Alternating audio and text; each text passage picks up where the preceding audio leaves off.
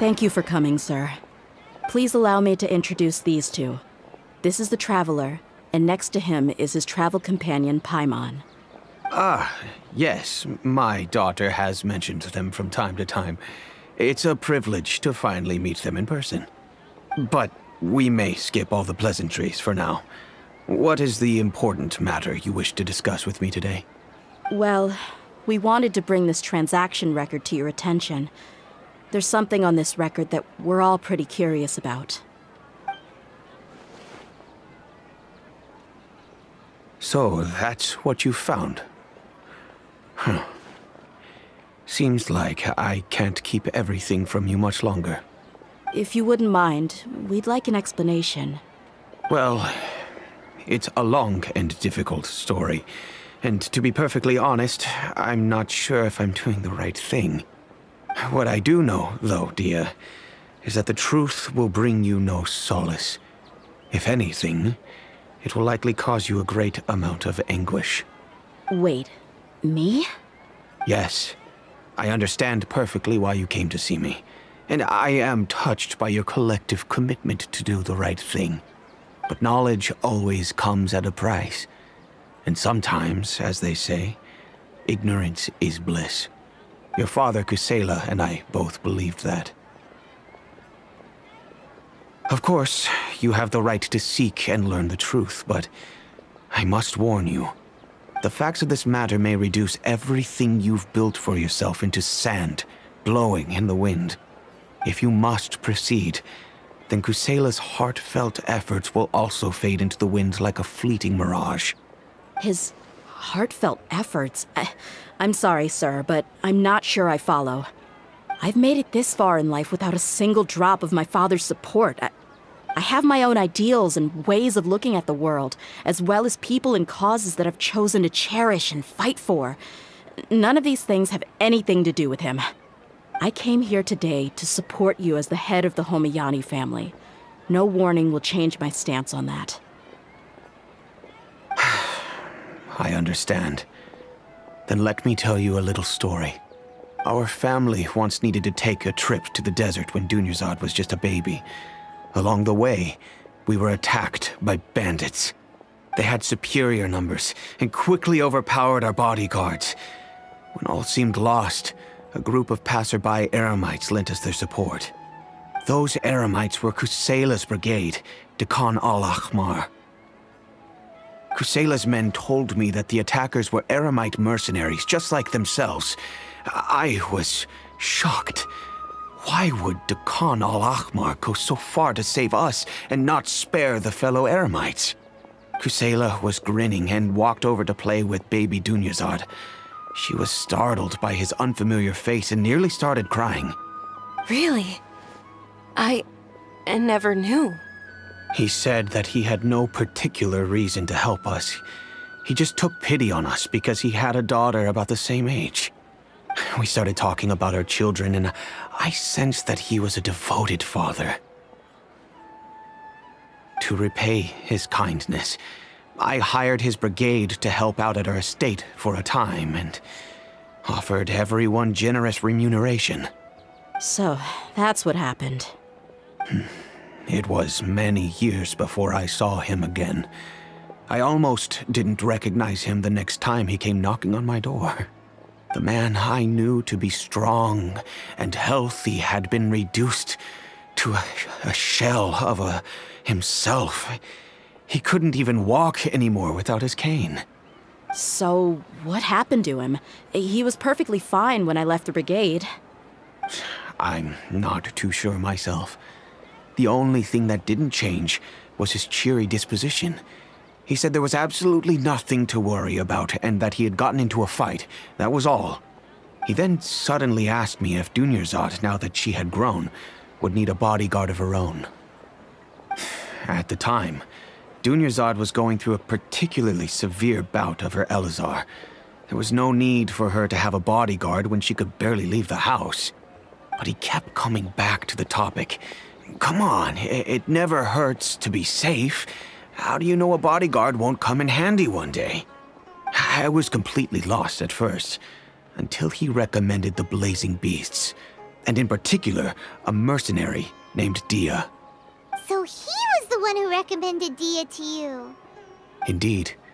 He didn't say it out loud, but it was clear that he saw Deshret's relics as an evil group who would eventually corrupt every member in their ranks.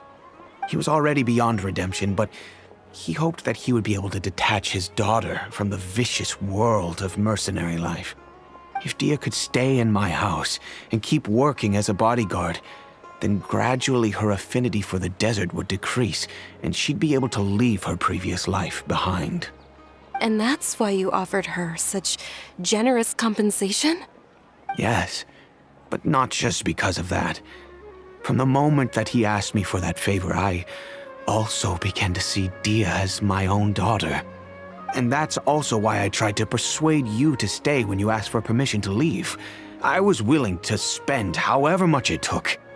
Kusela saved my daughter and I all those years ago in the desert. I could never refuse him entrusting his daughter to me. He was always like that, acting like he's oh so smart and self-righteous.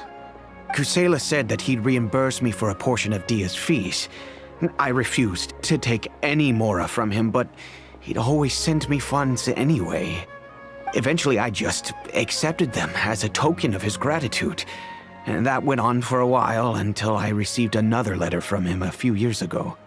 The letter contained a request to help him buy food, weapons, medicine, and even explosive materials. Wait! Isn't that around the time that Dekan al-Ahmar started becoming more aggressive? That's right. When I started to hear some nasty rumors, I became wary. I wanted to meet him face to face to discuss things. But by then, he was no longer receptive to my requests to talk. If I had to guess, it's probably because he doesn't want to put Dia at risk. That thought occurred to me as well. I figured that he probably came to me for help because he had nobody else to turn to. After some deliberation, I decided to send him some food and medicine. I turned down all his requests for explosives and weaponry. I am aware that even such a reduced gesture of support could lead to others coming to harm, but I could not simply reject his plea for help. In the end, it probably was the wrong decision. I plugged my ears to the rumors and just chose a solution that made me feel least guilty about myself. If you can, please tell me where he is now. None of the things he's doing right now make any sense if he's just trying to keep me from getting tangled up in his world. If all he wants to do is steer clear of me, then maybe he shouldn't have brought me into this world in the first place. Oh no. Dia, please don't feel that way. I'm just angry because I can't wrap my head around any of his actions. I don't know. I really don't know. I don't think I can do it. But I guess you do have a point. We haven't uncovered the whole truth yet. We still need to figure out his exact actions and reasoning for these last few years. I'll do my best to help. Of course, anything between the two of you would need to be resolved between you and him alone. I don't know Kusela's exact whereabouts. Outside of supplying his brigade with some goods, I tried my best to avoid getting involved any further with him.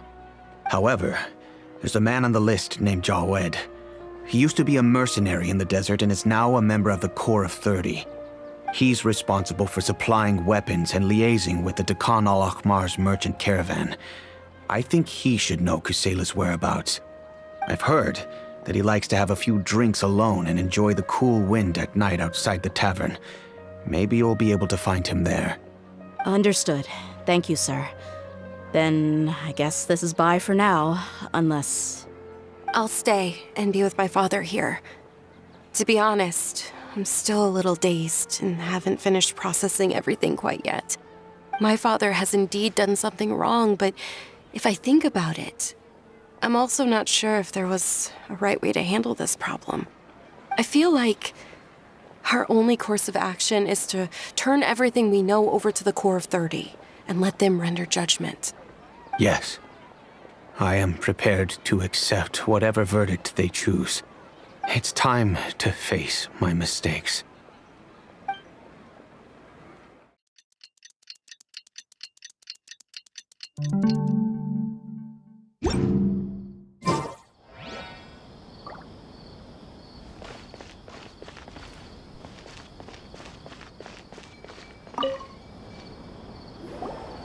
Huh? Who are you guys? I know what you've been up to. Smuggling weapons to violent brigades in the desert while working for the Corps? Pretty bold, if you ask me. Shh! Keep your voice down. How do you know all that? Come with me. We should take this elsewhere. I'll be happy to talk things over once we're somewhere private.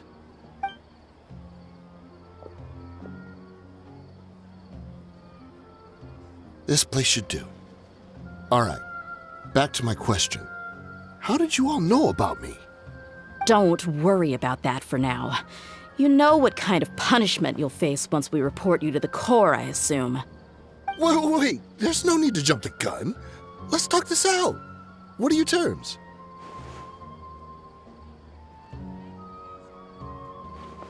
So what's in it for you anyway, Mora? Well, I was a little tight on money at the time, and Kusela took good care of me in the past. I weighed it in my mind, and I couldn't find a reason to turn the opportunity down. I wouldn't only be helping my benefactor, but I could also make some quick Mora. Let me tell you how it is. We're investigating Dakan al-Akmar, and we're gonna put an end to their operations. If you provide some help for us, then we might just put in a good word later to reduce the terms of your punishment. Hey, why don't we discuss this a little first? Listen, I made quite a bit of Mora from my last run. You just give me a number, and I'm sure we can... Shut it. My patience is running out. You should know when a mercenary is after something other than money.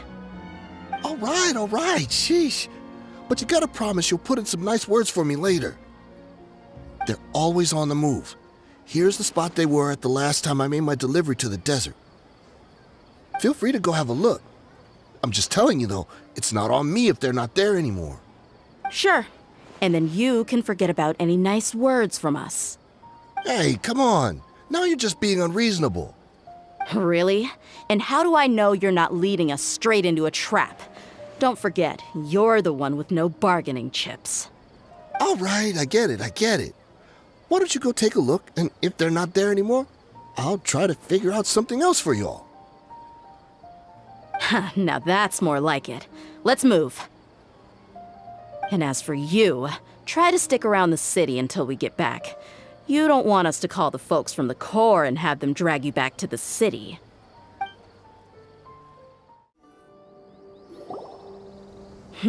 Seems like we're in luck. That should be their camp right up ahead. Let's go. We'll finally get to the bottom of this ourselves. I'm here to see Kusela. Tell him to get out here. Tia, why are you here?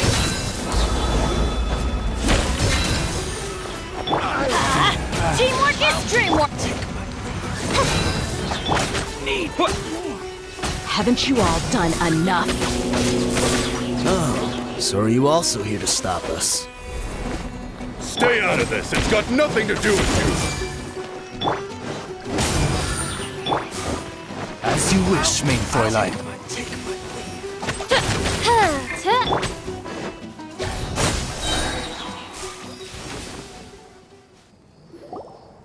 you.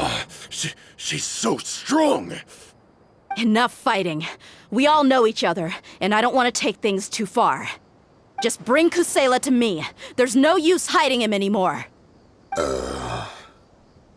Did you understand a single word I just said? Or do I need to bash your skull in some more? All right, everyone, let's all just calm down for a second. Dia, the boss can't come out and see you anymore. He died a long time ago. What? Seems like you've been out of the loop for a while.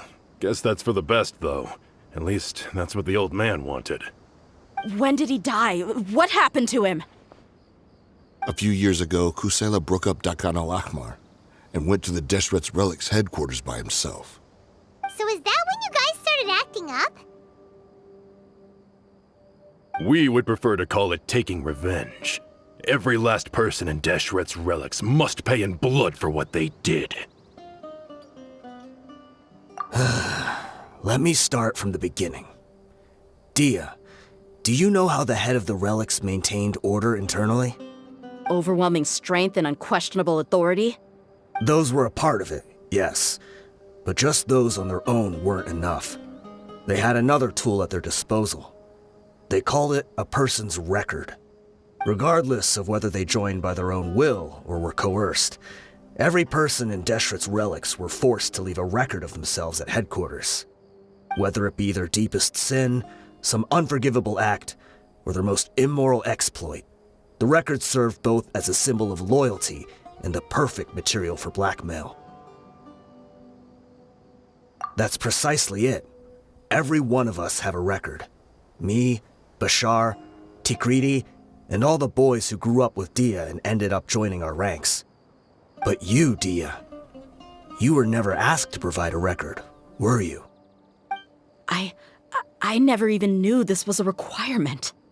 You were probably the only person in all of Deshret's Relics who didn't know about it. Ever since you were born, Boss had been trying to shield you from this organization's sinister rules. Not only that, but he also banned all of us from committing any nefarious acts. He said he'd take care of the dues we had to pay regularly to headquarters. But in the end, he was just an ordinary person. What could he do? He was forced to go to headquarters again and again to account for missed dues and incomplete records. He'd come up with all kinds of excuses and get beaten up as a result. We all knew he was doing that for you. He wanted to get you out of this world, no matter what it took. And that's why he became a shell of himself and couldn't walk without a cane. Wait, but that doesn't make any sense. I didn't know about any of this, and I'd never seen him get injured or beaten. Because you were too young at the time. How would you ever tell between wounds from a beating and wounds from battle? When you left home after that final argument with him, he seemed to age by a decade overnight. Even his hair went gray. So even the blazing beasts were... Yep. It was all his doing. Had he not arranged them to come to you, you probably would have been reduced to a pulp before you ever left the desert. A few years ago, Boss said he needed to make another trip to headquarters. He was already pretty weak then, and we all assumed he was going to get beaten again.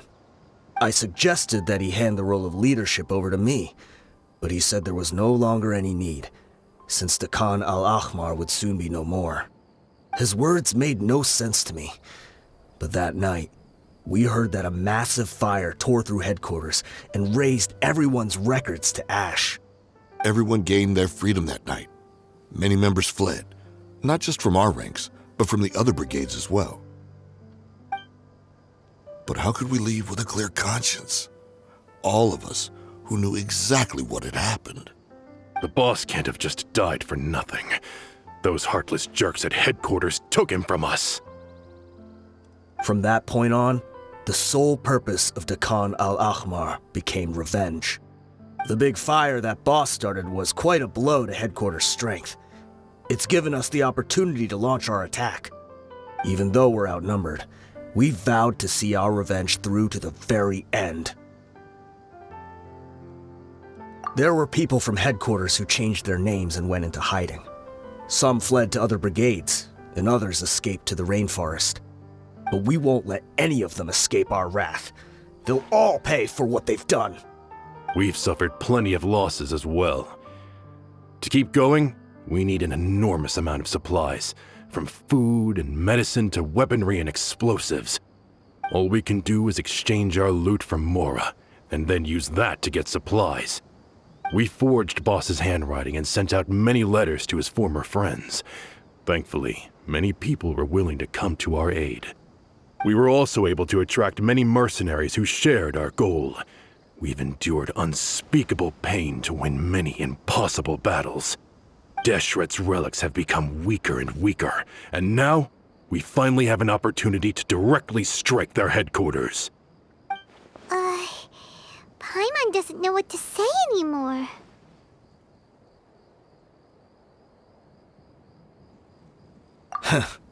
We do know right from wrong, but we were sinners from the very beginning. We do not deserve the freedom that the boss won for us with his life. Boss always loved his old-fashioned hero stories.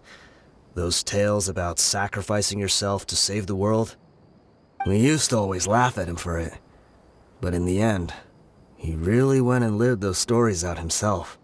As for me, I never considered myself a hero. We're all the lowest of the low. We have no right to even imagine such an existence.